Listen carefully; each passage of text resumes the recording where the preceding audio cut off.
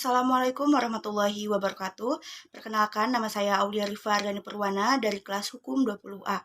Pada kesempatan ini, saya akan mempresentasikan tugas UTS dari mata kuliah Metode Penelitian dan Penulisan Hukum, yang mana saya akan mempresentasikan mengenai kerangka penelitian yang akan saya buat. Baik, di sini ada rencana dari judul penelitian yang akan saya ambil, yaitu analisis yuridis mengenai alasan pemaaf dalam kasus penganiayaan begal karena pembelaan diri.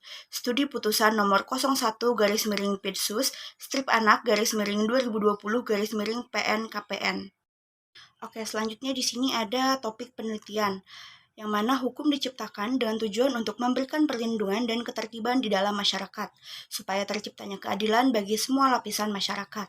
Akan tetapi, dalam praktiknya masih banyak ditemukan pelanggaran-pelanggaran serta penyimpangan-penyimpangan terhadap tujuan hukum itu sendiri, baik yang disengaja maupun yang tidak disengaja. Salah satu penyimpangan terhadap hukum yang paling menonjol dan marak terjadi di Indonesia saat ini adalah pembunuhan dan penganiayaan. Jika pembunuhan atau penganiayaan terjadi, maka seseorang harus mempertanggungjawabkan perbuatan tersebut di hadapan hukum. Namun yang menjadi permasalahan di sini yaitu bagaimana jika pembunuhan atau penganiayaan tersebut dilakukan atas dasar pembelaan diri. Selanjutnya yaitu metode penelitian, yang mana metode penelitian yang digunakan dalam penulisan ini yaitu penelitian hukum normatif dengan menggunakan pendekatan undang-undang dan pendekatan kasus. Juga dikaji secara yuridis kualitatif yang kemudian dianalisis dengan teknik deskriptif. Selanjutnya ada uraian isu hukum. ZA yang berumur 17 tahun terbukti melakukan penganiayaan yang menyebabkan korbannya meninggal dunia dan divonis hukuman 1 tahun pembinaan oleh Hakim Pengadilan Negeri Kepanjen Kabupaten Malang. Vonis tersebut sesuai dengan tuntutan jaksa penuntut umum. Kronologi kejadian tersebut terjadi di Malang pada Minggu malam 8 September 2019.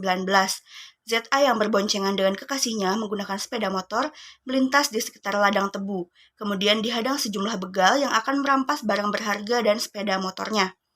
Tidak hanya merampas barang, begal tersebut juga berniat untuk memperkosa kekasih ZA. Karena tidak terima dan demi menyelamatkan kehormatan kekasihnya, ZA mengambil pisau di jok motornya dan terjadilah penusukan yang menyebabkan seorang begal yang bernama Misna tewas. ZA divonis melanggar pasal 315 ayat 3 KUHP tentang penganiayaan. Pasal yang digunakan dalam putusan pengadilan pembunuhan itu tidak cermat, karena pasal tentang pembunuhan mana yang tujuan akhirnya untuk membunuh, sedangkan pelaku melakukannya untuk pembelaan darurat yang melampaui batas yang mana disebutkan dalam pasal 49 ayat 2 KUHP, di mana pelaku ZA mengalami guncangan jiwa hebat karena adanya ancaman serangan dari para begal.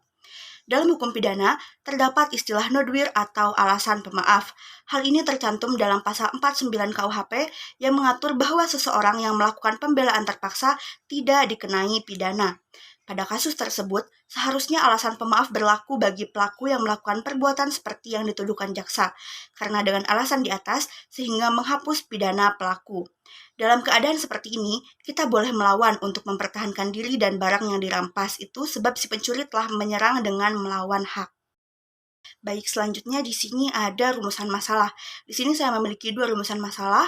Yang pertama yaitu bagaimana dasar pertimbangan hakim dalam penjatuhan putusan nomor 01/PIDSUS strip anak _2020 PN KPN.